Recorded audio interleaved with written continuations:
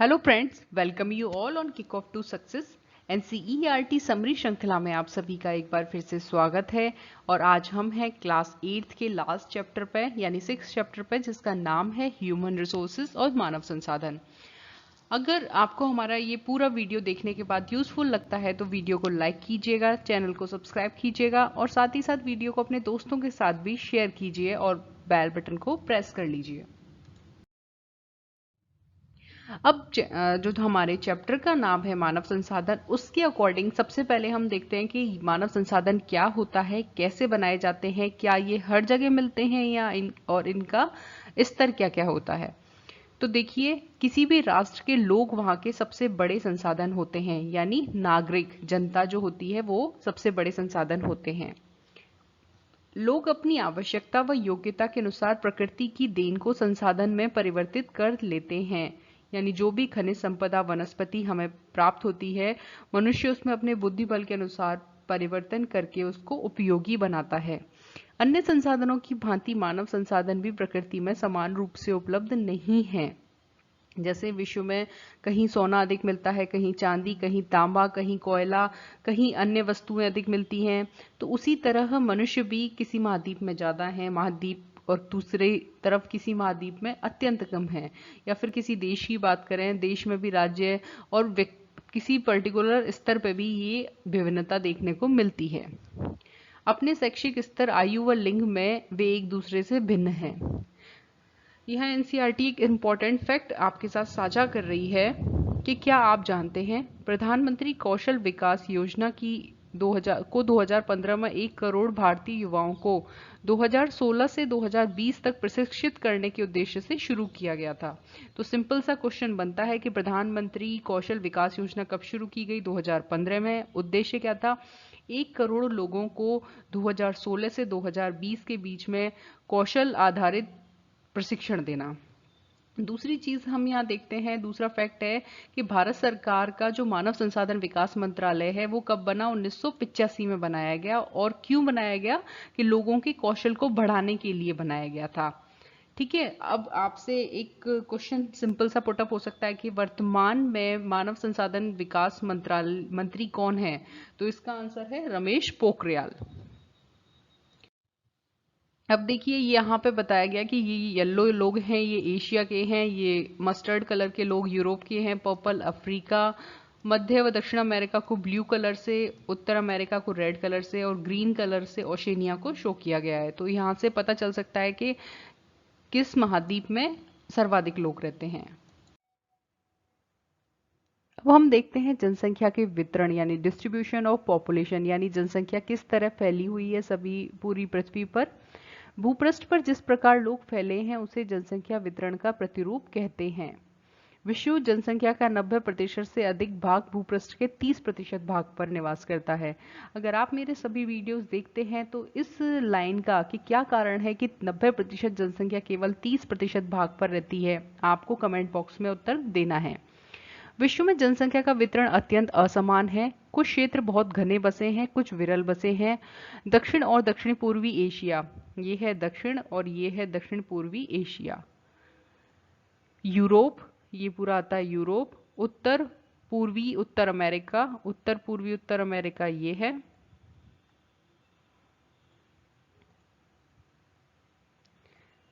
तो ये जो 3 स्थान है ये घने बसे हुए स्थान हैं। क्लियर? उच्च अक्षांशीय क्षेत्रों, उष्ण मरुस्थलों, उच्च पर्वतों और विषुवतीय वनों के क्षेत्रों में बहुत कम लोग पाए जाते हैं, क्योंकि मनुष्य वहीं रहना पसंद करता है जहां पर रहने के योग्य अनुकूल जलवायविक दशाएं हो, मैदानी क्षेत्र हो। अन्य क्षेत्र जो होते हैं जैसे उच्च अक्षांशीय क्षेत्रों में बहुत कम तापमान होता है कि रहना ही संभव नहीं है। उष्णकटिबंधीय मरुस्थलों में बहुत गर्मी होती है, ऊंचे पर्वतों पर भी मनुष्य नहीं रह सकता। और विषुवतीय वनों में इसलिए नहीं रह सकते क्योंकि यहाँ बहुत घने वन होते हैं, अत्यंत जो कीड़े कहते हैं आप, उन्होंने कीड़े मकोड़ों की प्रजातियां पाई जाती हैं, और ऐसी विपरीत स्थिति में मनुष्य का निर्वाह संभव नहीं है। नेक्स्ट देखते हैं, विषुवत वृत्त के दक्षिण की अपेक्षा विषुवत वृत्त के उत्तर में बहुत अधिक लोग रहते हैं। कारण क्या है कि दक्षिणी भाग में जल की अधिकता है और उत्तरी भाग में स्थल की अधिकता है, इसलिए स्थल पर ही मनुष्य निवास करता है। और यही कारण है कि उत्तरी भाग में अधिक लोग रहते हैं। विश्व की कुल जनसंख्या के लगभग 3/4 लोग 2 महाद्वीपों एशिया और अफ्रीका में रहते हैं। विश्व के 60% लोग केवल 10 देशों में रहते हैं और इन सभी देशों में 10 करोड़ से अधिक लोग रहते हैं। तो देखिए, चीन, Bharat, USA, Indonesia, Brazil, Pakistan, Bangladesh, Nigeria, रूस, जापान, ये ऐसे हैं जहां पर 60% जनसंख्या निवास करती है। अब देखते हैं जनसंख्या का घनत्व, डेंसिटी ऑफ पॉपुलेशन। तो सबसे पहले डेंसिटी शब्द का अर्थ आपको पता होना चाहिए कि किसी इकाई क्षेत्रफल में रहने वाले लोगों की संख्या क्या कहलाती है, घनत्व। इसको अगर हम जनसंख्या से बताएं तो वो लोग हो जाएंगे। जिस भी चीज की हम बात करेंगे वो उससे संबंधित घनत्व हो जाएगा। पृथ्वी पृष्ठ के एक इकाई क्षेत्र में रहने वाले लोगों की संख्या को जनघनत्व कहते हैं। सामान्य रूप से यह प्रतिवर्ष किलोमीटर में व्यक्त किया जाता है, प्रति वर्ग किलोमीटर में व्यक्त किया जाता है। संपूर्ण विश्व का औसत घनत्व 51 व्यक्ति प्रति वर्ग किलोमीटर है। इसको दिमाग में छाप लो बिना किसी टेंशन के। ये क्वेश्चन सीधे सीधे पूछे जाते हैं और ऐसे सिंपल क्वेश्चन हम दबा के गलत करते हैं। सबसे अधिक जनसंख्या घनत्व दक्षिणी मध्य एशिया में, इसके पश्चात पूर्वी एशिया में एवं दक्षिणी पूर्वी एशिया में है। क्लियर। भारत का औसत जनघनत्व जो है वो 382 व्यक्ति प्रति वर्ग किलोमीटर है 2011 की जनगणना के अनुसार। यानी 1 किलोमीटर के क्षेत्रफल में भारत में 382 लोग निवास करते हैं। तो ये फैक्ट बिल्कुल याद रखना है, बहुत इंपॉर्टेंट फैक्ट है। सूरज चंदा सब चिपका लीजिए इस पे। अब हम बात करते हैं कि ऐसे क्या कारण हैं जो जनसंख्या के वितरण को प्रभावित करते हैं। तो 2 कारकों की हम बात करते हैं, भौगोलिक कारक और सामाजिक, आर्थिक, सांस्कृतिक कारक। भौगोलिक कारक किसे कहते हैं कि जलवायविक दशाएं कैसी हैं, स्थलाकृति कैसी है, मृदा कैसी है और जल कैसा है। और सामाजिक, सांस्कृतिक, आर्थिक में यही सब आ जाएंगे। सबसे पहले हम भौगोलिक कारक में बात करते हैं स्थलाकृति की। यानी लोग सदैव पर्वतों और पठारों की तुलना में मैदानी भागों में रहना पसंद करते हैं। क्यों करते हैं? क्योंकि समतल भाग में कृषि आसानी से हो जाती है, तुलनात्मक रूप से पर्वत और पठारों के। खेती भी आसानी से हो जाती है और अन्य जो जीवन को चलाने के लिए आवश्यक अनुकूल दशाएं होती हैं वो भी मिल जाती हैं। क्योंकि ये क्षेत्र खेती, विनिर्माण, सेवा क्रियाओं के लिए उपयुक्त होते हैं। यहाँ आपको बताना है कि खेती किस प्रकार का क्रियाकलाप है, यानी प्राथमिक, द्वितीयक, तृतीयक में से बताना है। विनिर्माण किस प्रकार का है और सेवा क्रियाएं किस क्षेत्र में शामिल की जाती हैं। गंगा के मैदान विश्व के सबसे अधिक घने बसे हुए क्षेत्र हैं, जबकि एंडीज, आल्प्स, हिमालय जैसे पर्वत विरल बसे हुए हैं। इन सभी प्रश्नों का उत्तर पिछले सभी वीडियोस में दिया गया है और अगर आप लगातार वीडियो देख रहे हैं तो इसका आंसर आप दे देंगे और कमेंट बॉक्स में देना है। जलवायु। लोग सामान्य रूप से चरम जलवायु जो अत्यधिक गर्म अथवा अत्यधिक ठंडी, जैसे सहारा मरुस्थल, रूस के ध्रुवीय प्रदेश, कनाडा और अंटार्कटिका में रहने से बचते हैं। क्यों? क्योंकि विपरीत जहां माइनस में टेम्परेचर हो क्या वहां हम सरवाइव कर सकते हैं? नहीं। जहां 50 डिग्री से ज्यादा तापमान हो क्या वहां हम जीवन को चला सकते हैं? नहीं। इसीलिए लोग विपरीत स्वभाव वाली जलवायु में रहने से बचते हैं। नेक्स्ट आता है मृदा। उपजाऊ मृदाएं कृषि के लिए उपयुक्त भूमि प्रदान करती हैं। भारत में गंगा, ब्रह्मपुत्र, चीन में हांगहो, चांगजियांग, मिस्र में नील नदी के उपजाऊ मैदान घने बसे हुए हैं। जल की बात करें तो लोग उन क्षेत्रों को प्राथमिकता देते हैं जहां खारे जल की तुलना में मीठा जल आसानी से उपलब्ध है। विश्व की नदी घाटियां घने बसे क्षेत्र हैं, जबकि मरुस्थल में जनसंख्या कैसी है? अत्यंत कम, यानी विरल। खनिजों की हम बात करते हैं तो जहां खनिज अधिक निकलते हैं वहां लोग अधिक बसे हुए हैं। दक्षिण अफ्रीका के हीरे की खानें, मध्य पूर्व में तेल खोज के लिए इन क्षेत्रों में लोगों को रहने के लिए प्रेरित करती हैं। नेक्स्ट हम बात करते हैं सामाजिक, सांस्कृतिक और आर्थिक कारक की। तो सामाजिक कारक क्या होता है कि अच्छा आवास, शिक्षा, स्वास्थ्य सुविधाएं जहां अच्छी होती हैं वहां लोग अच्छी तरह रहते हैं, मतलब अधिक मात्रा में रहते हैं। जैसे हम बात करें दिल्ली की तो वहां कितना कम क्षेत्रफल पर कितने अधिक लोग रहते हैं। क्यों? क्योंकि वहां आवास तो खैर छोड़िए, शिक्षा अच्छी है, स्वास्थ्य सुविधाएं बेहतर हैं और अकॉर्डिंग टू पैसे आवास भी अच्छे हैं। उदाहरण के लिए पुणे। सांस्कृतिक कारक की हम बात करें तो धर्म और सांस्कृतिक महत्ता वाले स्थान भी लोगों को आकर्षित करते हैं, जैसे वाराणसी, येरूशलम, वेटिकन सिटी आदि। आर्थिक कारकों की बात करते हैं तो औद्योगिक क्षेत्र रोजगार के अवसर प्रदान करते हैं। लोग बड़ी संख्या में इन क्षेत्रों की ओर आकर्षित होते हैं। जापान में ओसाका, भारत में मुंबई 2 घने बसे क्षेत्र हैं। लास्ट जो चैप्टर था उद्योग वाला, उसमें बताया गया कि ओसाका किस लिए फेमस है। कमेंट बॉक्स में बताइए कि ओसाका का क्या महत्व है। नेक्स्ट हम बात करते हैं जनसंख्या परिवर्तन की। जनसंख्या परिवर्तन क्या होता है? एक निश्चित अवधि के दौरान लोगों की संख्या में परिवर्तन का अर्थ है जनसंख्या परिवर्तन। विश्व की जनसंख्या स्थिर नहीं रही है, यह कई गुना बढ़ी है। मानव इतिहास की लंबी अवधि में 1800 तक विश्व की जनसंख्या धीरे धीरे बढ़ी। बड़ी संख्या में बच्चे जन्म लेते थे, लेकिन वो मर भी जाते थे। ऐसा इसलिए था क्योंकि वहाँ उचित स्वास्थ्य सुविधाएं नहीं थी। सन 1804 ईस्वी में विश्व की जनसंख्या 1 अरब हो गई। ये प्रश्न पूछा जाता है कि विश्व की जनसंख्या 1 अरब कब हुई थी? तो इस पर फूल पत्तियां आप चिपका लीजिए। विश्व की जनसंख्या 1804 में 1 अरब हुई थी।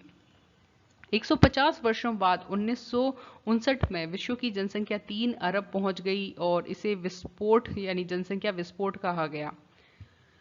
1999 में 30 वर्ष की अवधि में कम जनसंख्या में दुगनी यानी 6 अरब हो गई। और इस वृद्धि का मुख्य कारण क्या था? खाद्य आपूर्ति तथा औषधियों के कारण मृत्यु दर का कम होना। जबकि जन्म दर अभी बहुत अधिक रही थी। जन्मों को साधारणतः जन्म दर में आंका जाता है। बिल्कुल जिस प्रकार पैदा होने वाली जो जनता होती है उसे जन्म दर कहा जाता है, और मृत्यु होने वाले आंकड़े को मृत्यु दर कहा जाता है। अब हम देखते हैं कि जन्म दर या बर्थ रेट क्या होती है।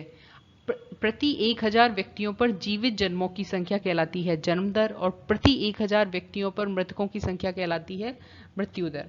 अब हम बात करते हैं प्रवास की। किसी क्षेत्र विशेष में लोगों के आने को प्रवास कहते हैं, मतलब आना, माइग्रेशन। आने जाने को प्रवास कहते हैं। प्रवास का एक अन्य कारण है जनसंख्या के आकार में परिवर्तन। यानी ऐसा क्या कारण है कि जनसंख्या के आकार में परिवर्तन हो रहा है? प्राकृतिक वृद्धि दर किसे कहते हैं? Natural growth rate. जन्म और मृत्यु जनसंख्या परिवर्तन के प्राकृतिक कारण है। कोई भी प्राकृतिक वहाँ की वृद्धि दर प्रभावित हो जाती है कि अचानक से बहुत सारे व्यक्ति मर जाएं, या फिर जन्म दर में अचानक से वृद्धि हो जाए, तो वो क्या हो जाएगी? प्राकृतिक कारक हैं, उनमें हम कुछ नहीं कर सकते। एक देश के जन्म दर और मृत्यु दर के बीच के अंतर को क्या कहते हैं? प्राकृतिक वृद्धि। ये छोटी छोटी परिभाषाएं हैं जो वन लाइनर क्वेश्चंस में पूछी जाती हैं, और हम उसमें अच्छी मात्रा में कंफ्यूज हो जाते हैं और एक अच्छा प्रश्न गंवा देते हैं। विश्व में जनसंख्या के बढ़ने का मुख्य कारण प्राकृतिक वृद्धि दर का तीव्रता से बढ़ना है। लोग एक देश में अथवा देशों के बीच एक स्थान से दूसरे स्थान पर जा सकते हैं। अब हम बात करते हैं जीवन प्रत्याशा की, अर्थात उन वर्षों की संख्या से है जिसमें व्यक्ति के जीवित रहने की आशा की जा सकती है। आज हम पहले प्राचीन समय में 100 साल थी जीवन प्रत्याशा, अब 70-80 के समथिंग रह गई है। तो वह क्या है? मतलब कितने समय कोई व्यक्ति जीवित रह सकता है, वो क्या कहलाता है? जीवन प्रत्याशा। अब है उत्प्रवासी। उत्प्रवासी वे लोग होते हैं जो देश छोड़कर जाते हैं। प्रवास क्या होता है? आना और जाना लोगों का। इसमें भी अब अलग से क्लासिफिकेशन करते हैं, 2 टाइप्स का होगा, उत्प्रवास और आप्रवास। जो चले गए, भारत से छोड़ के विश्व के अन्य भागों में चले गए, वो कहलाएंगे उत्प्रवासी। और जो भारत में आ गए कहीं किसी अन्य देशों से, आप्रवासी। सूडान एक ऐसा उदाहरण है जिसमें लोगों के बाहर चले जाने के कारण अथवा उत्प्रवास के कारण जनसंख्या की कमी का अनुभव किया गया। अब हम बात करते हैं, आप्रवास को इमिग्रेशन कहते हैं।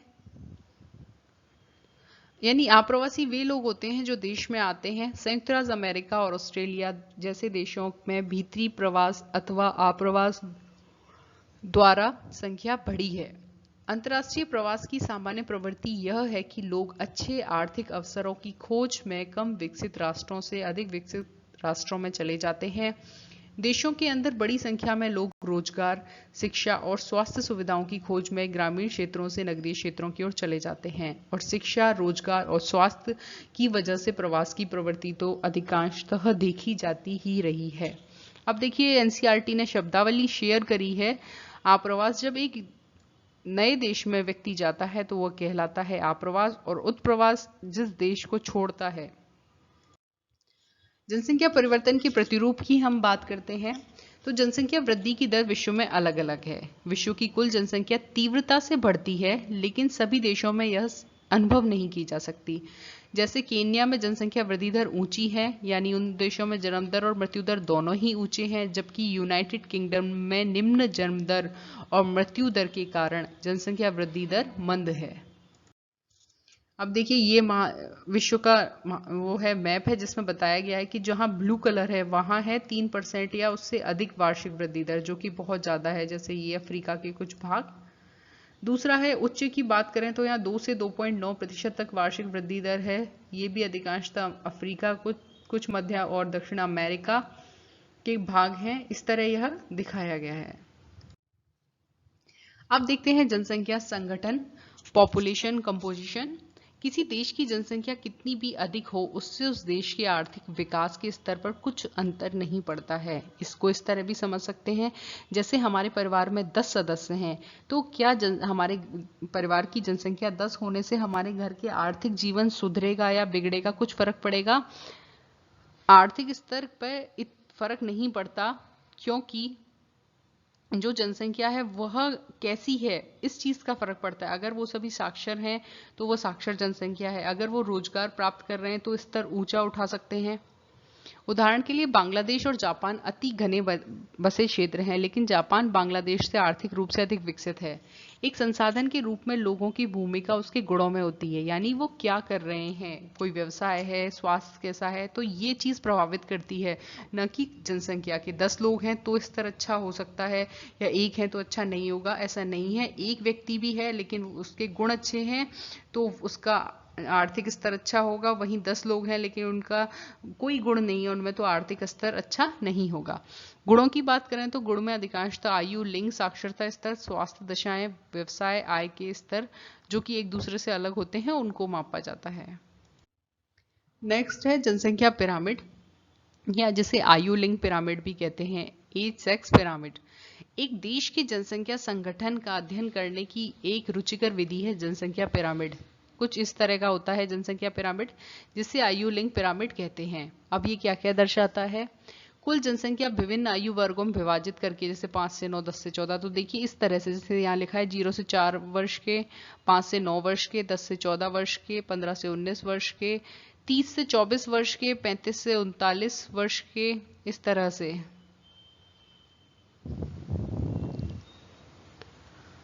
अब देखते हैं कुल जनसंख्या का प्रतिशत इन वर्गों में से प्रत्येक वर्ग में पुरुष और स्त्रियां विभाजित है। इसके बाद यहाँ तो आयु थी, यहाँ किया पुरुष और यहाँ किया स्त्रियां। जनसंख्या पिरामिड एक देश में आश्रित लोगों की संख्या भी बताता है। युवा आश्रित लोग, अब ये पूछा जाता है कि युवा आश्रित लोगों में कितनी उम्र को शामिल किया जाता है,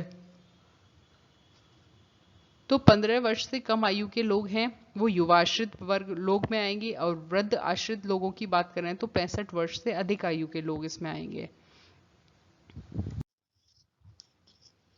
अब यहाँ पे हम देखते हैं कि कार्यरत आयु वर्ग में किसे मापा गया है, 15 से 65 आयु वाले व्यक्तियों को।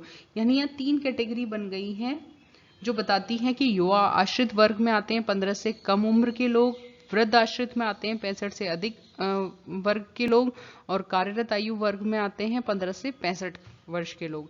अब यहाँ पे 3 पिरामिड दर्शाए गए, केन्या, जापान और भारत का। इसमें इधर की तरफ तो उम्र बताई गई है जिसे कैटेगराइज किया है कि 0 से 4, 5 से 9, 10 से 14, 15 से 19, इस तरह से। एक तरफ पुरुष बताए गए, एक तरफ स्त्री। तो केन्या का हम पिरामिड देखते हैं तो हमें पता चलता है कि यहाँ जन्म बहुत सारे स्त्री और पुरुष लेते हैं, लेकिन एक धीरे धीरे उनकी मृत्यु भी होती है, और बहुत कम लोग ही मतलब बताएं तो वयस्क प्रौढ़ अवस्था में पहुंच पाते हैं, वयस्क प्रौढ़ और क्रमशः वृद्ध अवस्था में पहुंच पाते हैं। वहीं हम भारत की बात करें तो भारत में अधिकांशतः जितने बच्चे जन्म लेते हैं उसमें मृत्यु दर कुछ कम है, और जो वयस्क का अनुपात है वो भी पर्याप्त समानता रखता है जन्म दर से। लेकिन धीरे धीरे वही स्थिति 65 से 69 वर्ष तक बनी रहती है, और बहुत कम लोग हैं जो 69 से ऊपर सरवाइव कर पाते हैं। अब हम जापान की बात करते हैं तो जापान में देखिए कि जन्म लेने वाले बच्चों की तुलना में 15 से 19 वर्ष के लोगों की मात्रा अधिक है। यानी अब यहाँ पर प्रौढ़ या कहें कि वयस्क अधिक हो चुके हैं, लेकिन वहीं बात करें तो 80 से ऊपर वाली उम्र के व्यक्तियों की संख्या कम है। यानी जो जापान है उसमें वयस्कों की संख्या अधिक है, भारत में बच्चों की संख्या अधिक है, और केन्या में भी भारत की तरह ही स्थिति है।